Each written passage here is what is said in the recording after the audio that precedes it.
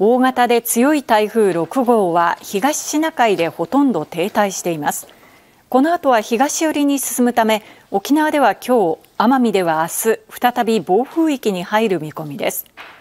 その後、週明けには西日本の南を北上し、九州や四国へかなり近づく恐れがあります。今日予想される最大瞬間風速は沖縄で40メートル、明日は沖縄や奄美で45メートルとなっています。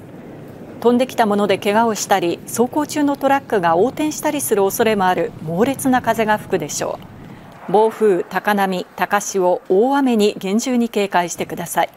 また西日本でも早めの台風対策が必要です。